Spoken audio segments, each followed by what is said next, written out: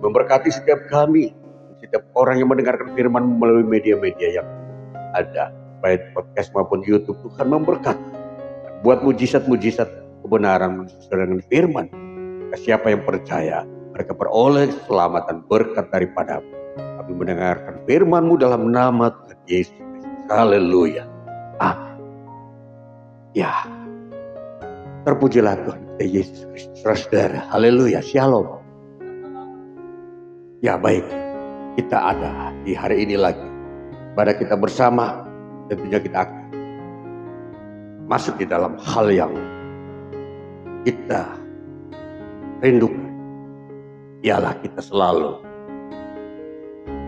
ada dalam persekutuan dengan Kristus Yesus dan firman-Nya. Dan Roh Kudus terus mengerjakan karya-karyanya di tengah kita. Sehingga firman-Nya selalu dibukakan, diberikan kepada kita untuk meneguhkan, bahkan memberikan hikmat bagi kita melalui firman yang dengar bersama. Maka hari ini kita akan membaca dari kitab Efesus pasal yang ketiga. Kitab Efesus pasal ketiga, ayat pertama hingga 13 sebagai dasar bacaan kita di hari ini. Dan tentunya nanti akan ditambahkan dengan ayat-ayat yang menjadi pendukung. Kita mulai dari ayat pertama. Rahasia panggilan orang-orang bukan Yahudi. Itulah sebabnya aku ini, Paulus, orang yang dipenjarakan karena Kristus Yesus untuk kamu, orang-orang yang tidak mengenal Allah. Memang kamu telah mendengar tentang tugas penyelenggaraan kasih karunia Allah yang dipercayakan kepadaku karena kamu, yaitu bagaimana rahasianya dinyatakan kepadaku dengan wahyu seperti yang telah kutulis di atas dengan singkat. Apabila kamu membacanya, kamu dapat mengetahui daripadanya. Pengertianku akan rahasia Kristus yang pada zaman angkatan-angkatan dahulu tidak diberitakan kepada anak-anak manusia, tetapi yang sekarang dinyatakan di dalam Roh pada rasul-rasul dan nabi-nabinya yang kudus, yaitu bahwa orang-orang bukan Yahudi karena berita Injil turut menjadi ahli-ahli waris dan anggota-anggota tubuh dan peserta dalam janji yang diberikan dalam Kristus Yesus. Dari Injil itu aku telah menjadi pelayan menurut pemberitaan kasih karunia Allah yang dianugerahkan kepadaku sesuai dengan pengerjaan kuasa. Kepadaku yang paling hina di antara segala orang kudus telah dianugerahkan kasih karunia ini untuk memberitakan kepada orang-orang bukan Yahudi kekayaan Kristus yang tidak terduga itu, dan untuk menyatakan apa isinya, tugas penyelenggaraan rahasia yang telah berabad-abad tersembunyi dalam Allah yang menciptakan segala sesuatu, supaya sekarang oleh jemaat diberitahukan pelbagai ragam hikmat Allah pada pemerintah-pemerintah dan penguasa-penguasa di surga, sesuai dengan maksud abadi yang telah dilaksanakan dalam Kristus Yesus Tuhan kita. Di dalam Dia kita beroleh keberanian dan jalan masuk kepada Allah dengan penuh percaya oleh iman kita kepadanya.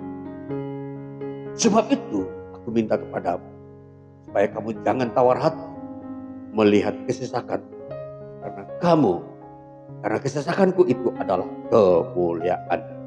Sampai demikian bagian bacaan firman Tuhan kali ini bagi kita saudara-saudara yang terkasih. Saudara, kali ini dari bagian firman Tuhan ini, saya mau mengajak kita masuk ke dalam sebuah tema, kekayaan Kristus. Satu tema yang perlu kita kaji dan perlu kita ketahui di era modern ini, dan tentunya ada dalam masa-masa akhir zaman. Saudara, sebuah latar belakang yang perlu kita ketahui bahwa dunia secara fakta dan nyata telah ada di posisi di mana memperlihatkan kekayaan-kekayaan. Dunia telah masuk dalam era yang begitu modern, ya boleh kata demikian, karena teknologi dan hasil-hasil teknologinya itu menghasilkan kekayaan-kekayaan yang baru. Ya, jadi kekayaan itu telah meningkatkan dirinya, mencapai kepada kekayaan yang ada pada tingkat berikutnya. Sebab kalau kita tahu saudara-saudara, dalam sejarah modernisasi, munculnya awal mulanya adanya dunia modernisasi itu dengan ditemukannya ilmu pengetahuan yang berbasiskan analisis. Jadi bukan lagi berdasarkan filsafat, berdasarkan reka-reka akal, tetapi berdasarkan penelitian, research. Jadi itulah awal mula munculnya dunia modern. Maka manusia mulai bergerak dengan ilmu yang dia punyai, tahap demi tahap, langkah-langkah penemuan mulai ditemukan.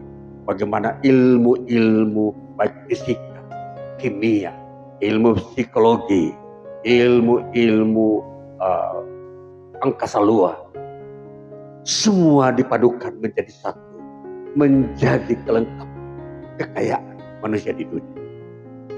Jadi tentunya kita yang mempelajari dan melihat secara nyata, mata melihat kemajuan setiap bangsa dengan membangun sarana-sarana transportasi, sarana-sarana komunikasi, dan sarana-sarana yang memberikan fasilitas praktis dan nyaman. Ya, ini merupakan memperlengkapi kekayaan-kekayaan tingkat pertama. Jadi kalau kita melihat perkembangan era modern, maka kecepatan kekayaan itu memang terus diperlihatkan.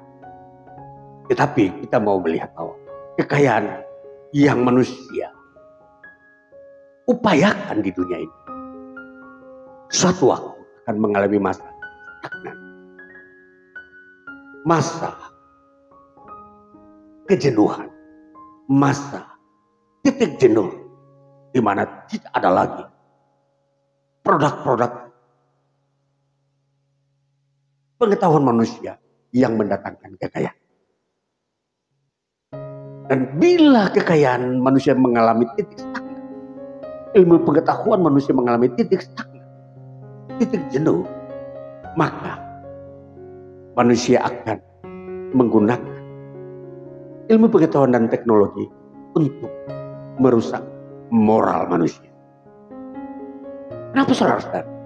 Karena semua yang dibangun manusia di muka bumi itu tidak mempunyai fungsi secara keilahian, tidak mempunyai manfaat untuk membangun manusia mendekatkan diri kepada Tuhan.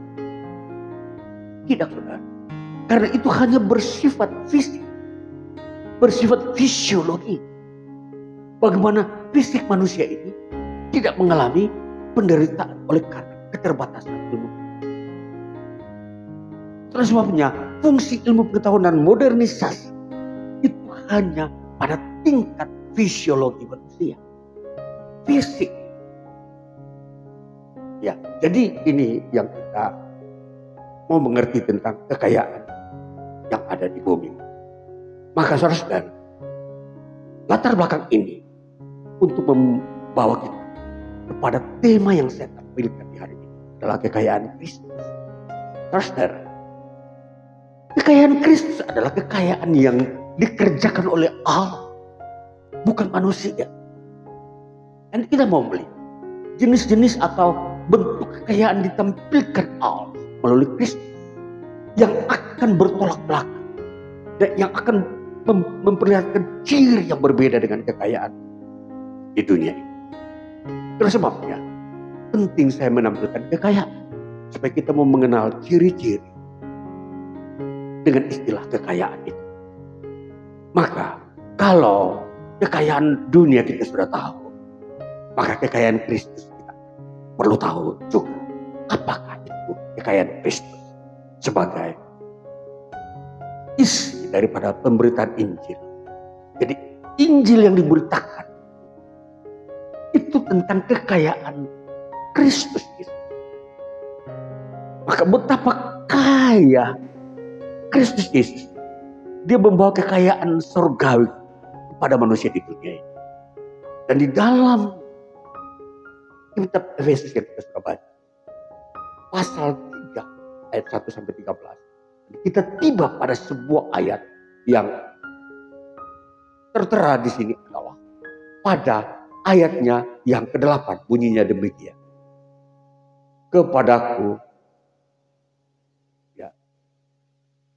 Kepadaku yang paling hina di antara orang-orang kudus telah dianugerahkan kasih karunia ini untuk memberitakan kepada orang-orang bukan Yahudi kekayaan Kristus. Orang-orang bukan Yahudi. Saudara, penegasan ayat ini begitu jelas bahwa kekayaan Kristus diberitakan kepada orang-orang bukan Yahudi.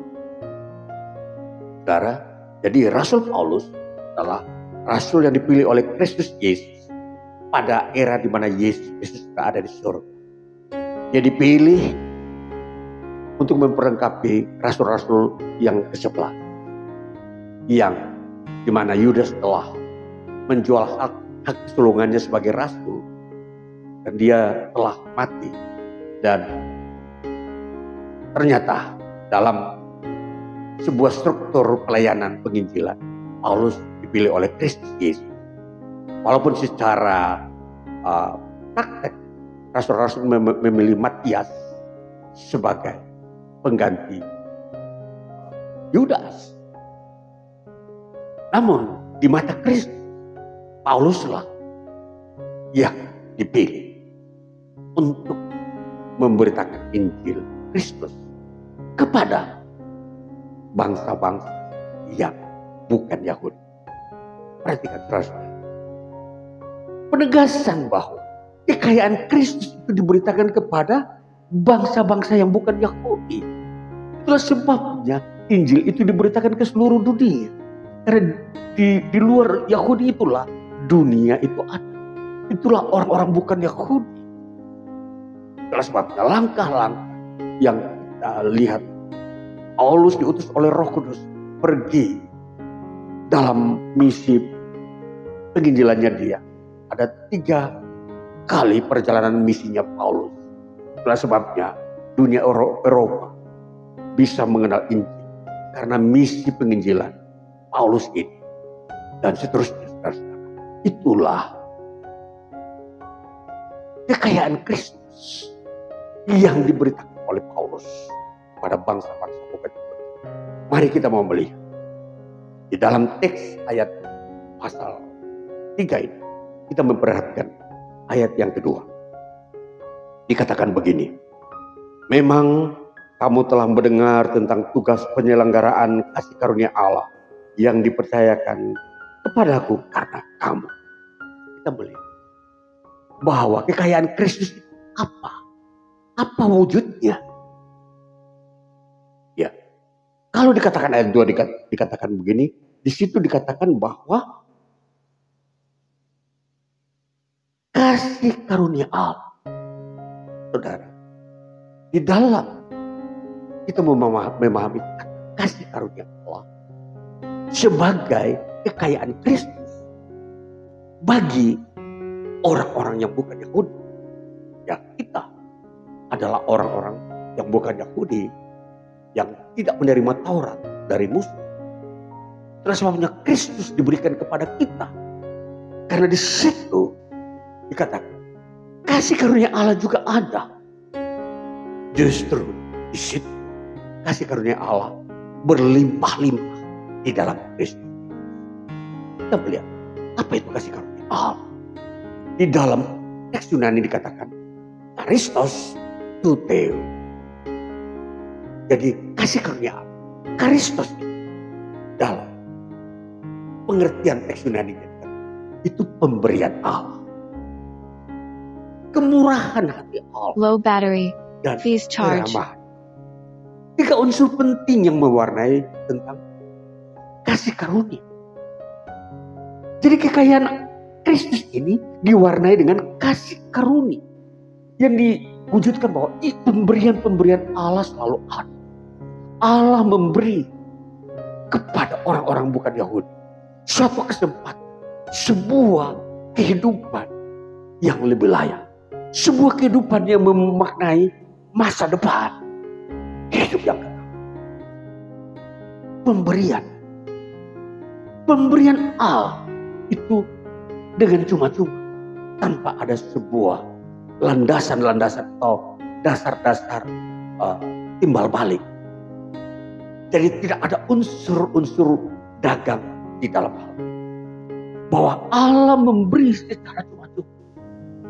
Karena manusia tidak mampu memberi kepada Allah. Kalau Taurat mempunyai ketentuan, manusia harus membawa persembahan kepada Allah. Baru Allah memberkati umatnya. Itu di dalam prinsip Taurat.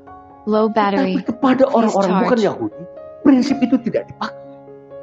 Orang-orang bukan Yahudi tidak mampu membawa satu persembahan yang terbaik pun kepada Allah. Tetapi Allah terlebih dahulu memberi. Disebut kasih karunia. Allah yang memberi dengan berlimpah-limpah. Berian Allah itu mempunyai makna di dunia ini sampai kepada kekekalan. Di dunia ini pembaruan hidup dan berkat-berkat jasmani, sebuah mujizat dan kekekalan hidup yang kekal. Masuk ke dalam kerajaan Allah. Itulah yang dimaksud dengan kasih karunia Allah. Itulah kekayaan Kristus, saudara-saudara. Maka kita mau mengerti kekayaan Kristus Yesus itu seperti itu. Jadi berbeda dengan apa yang ada di dunia ini. Jadi kekayaan Kristus itu berbau keilahian, di mana manusia dapat bersekutu dengan Allah. Itu berarti tidak ada titik jenuh. Itu berarti tidak ada Low istilah battery. stagnan Please di dalam charge. kekayaan Kristus. Tidak akan habis-habis. Maka ini saudara-saudara, kita masuk dalam pemahaman kekayaan Kristus. Supaya kita menjadi bahagia. Supaya kita bisa menaruh harapan hidup kita sungguh-sungguh pada satu tempat yang benar, yang disebut kekayaannya itu abadi, yaitu kekayaan Kristus. Kekayaan di dalam Kristus Yesus itu adalah kekayaan yang pasti, kekayaan yang abadi, tidak akan pernah habis.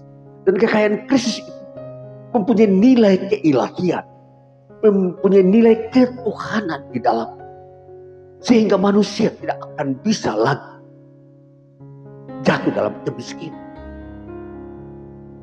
Bila manusia sudah menerima kekayaan Kristus Yesus, maka kemiskinan itu dihapus dari lingkungan hidupnya. Ini yang harus kita ketahui. Maka kalau kita memperhatikan nilai-nilai karya Kristus membawa kekayaan kepada manusia, itu bertolak belakang dengan kekayaan yang manusia kerjakan sendiri di bumi dalam bentuk materialisme.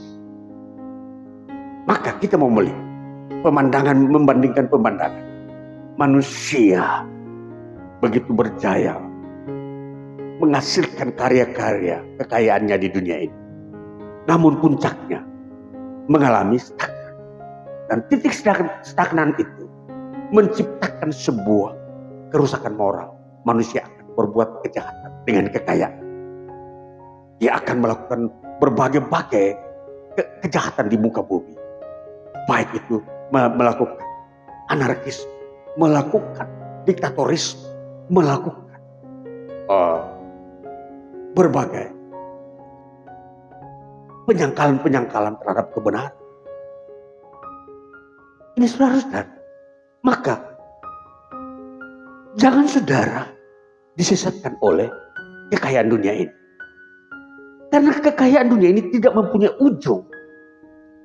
Ujungnya adalah maut.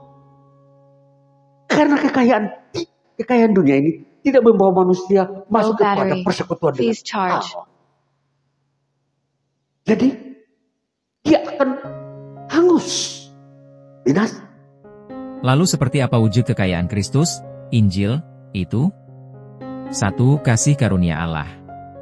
Kasih karunia sebagai kekayaan Kristus bagi orang-orang bukan Yahudi dan itu berlimpah-limpah. Efesus 3 ayat 2. Bahasa Yunani, Karistos pemberian Allah, kemurahan hati Allah, dan keramahan Allah. Tidak ada unsur dagang atau mencari untung di sini, tetapi pemberian cuma-cuma dari Allah kepada orang-orang bukan Yahudi. Kekayaan Kristus berbeda dari dunia ini. Kekayaan Kristus bersifat ilahi yang mana tidak ada titik jenuhnya dan itu membawa kita kepada persekutuan dengannya secara kekal. Bila manusia sudah menerima kekayaan dari Yesus Kristus, maka dia akan merasa cukup dan tidak akan mencari-cari hal-hal yang bersifat duniawi sebab Allah telah memenuhi hati, jiwa dan rohnya dengan kekayaan Kristus. Jangan biarkan dirimu disesatkan oleh kekayaan dari dunia ini saudara-saudariku. Sebab kekayaan dunia ini berujung pada kebinasaan dan iblis telah menjadi tumpuan terakhirnya. Itulah sebabnya, selalu ada warna-warna kejahatan demi mencapai kekayaan dunia itu. Terdapat roh jahat yang mendorong dan menarik manusia untuk melakukan kejahatan demi kekayaan dunia itu. 2. Ahli waris kerajaan Allah. Warisan-warisan dari kekayaan Kristus dalam kerajaan Allah seperti keselamatan, kehidupan kekal, saat di dunia kita bisa menerima mujizat, pemulihan hidup, kesembuhan, jalan keluar, sukacita, damai sejahtera, pengampunan, dan masih banyak lainnya. Apa yang kita minta di dalam nama Tuhan Yesus, maka itu akan menjadi kepunyaanmu. Yohanes 15 ayat 7. Berdoa dan mintalah kepada Yesus agar kamu mendapat kekayaan dan warisan yang sama dari Allah terhadap orang-orang Yahudi. YN, sukleronoma warisan-warisan yang Allah punyai, Allah yang menciptakan segala sesuatu dan segala sesuatu yang di sorga adalah milik Allah dan itulah yang diwariskannya untuk orang-orang yang percaya dan hidup di dalam Yesus Kristus. Segala jenis kekayaan akan diberikan kepadamu untuk kelengkapan hidup manusia. Mujizat kesembuhan menjadi salah satu bentuk kekayaan Allah bagaimana Allah dapat melepaskan manusia dari sakit penyakit dan lingkaran kemiskinan, terlebih kesembuhan ilahi. Dengan sehat jasmani dan rohani saudara menjadi manusia yang produktif. Oleh sebab itu, di dalam persekutuan saudara dengan Yesus Kristus harus sadari dan pastikan saudara telah menerima kekayaan Kristus ini. Orang yang percaya kepada Kristus diberi karunia untuk menerima kekayaan Kristus. 3. Kekayaan dalam perkataan dan pengetahuan. Perkataan-perkataan yang membangun, menghibur dan membangun iman merupakan kekayaan Kristus dalam perkataan. Pengetahuan-pengetahuan yang tidak mampu dianalisa oleh pengetahuan dunia, nubuat, membicarakan masa-masa akan dating, disebut kekayaan Kristus dalam pengetahuan. Jika saudara memiliki hal-hal tersebut, maka saudara sudah memiliki kekayaan Kristus dalam perkataan dan pengetahuan. 4. Kehidupan kekal bersama-sama dengan Allah. Efesus 2 ayat 4-7. Jika saudara yang sudah percaya kepada Yesus namun berpaling oleh karena pencobaan mengejar kekayaan dunia ini maka saudara sama saja dengan membuang kekayaan sorgawi. 5. Kemuliaan. Mulia berarti terhormat dan sempurna. Itu berarti saudara tidak bercacat celah. Moral baik, pengetahuan baik, psikis baik dan tubuh pun baik. Itulah yang Kristus kehendaki yaitu agar kita menjadi sempurna oleh karena kekayaannya. Kolose 1 ayat 27. Ada yang menentang atau melawan kekayaan Kristus, apakah itu? 1. Filsafat, ajaran turun-temurun, roh-roh dunia, Kolose 2 ayat 8. Tidak perlu lagi mengejar hal-hal yang kosong dan palsu dari dunia ini. 2. Penghulu dunia, roh-roh jahat di udara, Efesus 6 ayat 12. Kita yang sudah ada di dalam kekayaan Kristus Yesus diberikan kuasa untuk dapat melawan kuasa-kuasa itu. Tuhan Yesus berkati.